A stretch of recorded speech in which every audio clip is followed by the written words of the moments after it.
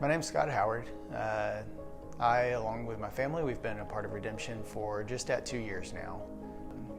Prior to being at Redemption, I was part of a home church for roughly a decade, just doing life together, making disciples, and just opening our home to anyone and everyone who wanted to know about Jesus. As I got married, my wife had a 14-year-old daughter, and the home church that we were a part of, there was nothing for her. She was the only teenager there, and we needed to find a church that had something that could help her to grow. She always told us when she turned 16, she was going to drive herself to Redemption.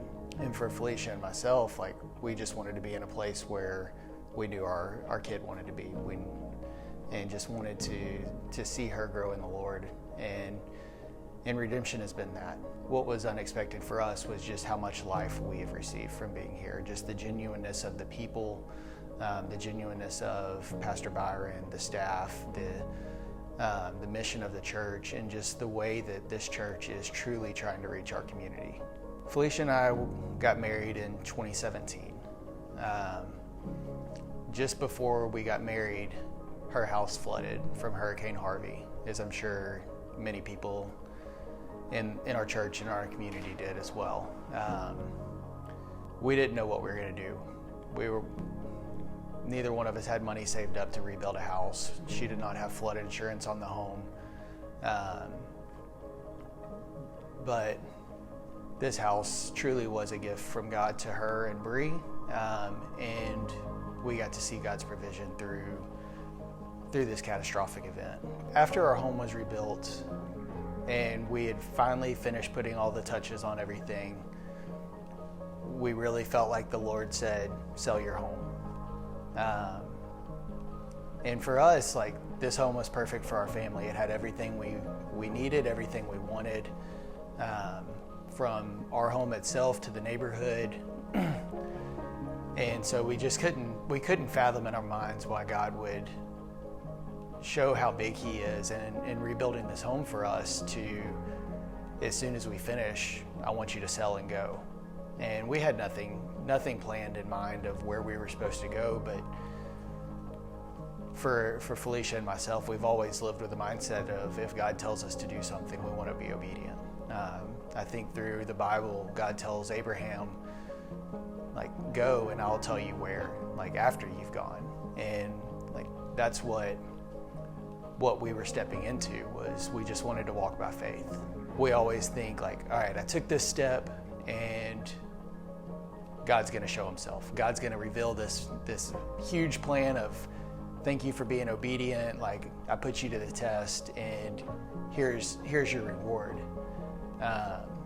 And that's not how it went for us. When we sold our home, we had put money aside from the sale and just our savings accounts, that we had set this money aside for being able to help with purchasing a new home whenever God did open that door. And as we started our Be Bold campaign, I guess 2 years ago now, really felt like the Lord said, give me that money, trust me.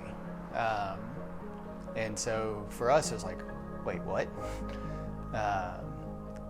But at that same time, we wanted to trust the Lord. We want to trust that God controls everything, finances, anything and everything under the sun. It's His to begin with. Delayed obedience is disobedience. And so we wanted to be obedient. We wanted to give joyfully. And so we did. And again, this whole time it's been, well, maybe this step of faith, God's going to show us what's next. This step of faith, God's going to show us what's next. And here we are 3 years later, and we're still in the season of waiting. As followers of Jesus, we're not promised anything here on earth. We're not promised that if we take these bold steps and give generously and live our lives for Jesus wholeheartedly, we're not promised anything here on earth. Through this time of just sacrifice, of giving up our home, giving up finances,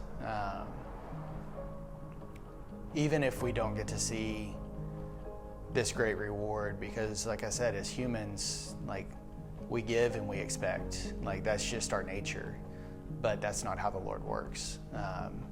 He does give generously and he gives freely to those who follow him, but the reward that we see is on the other side.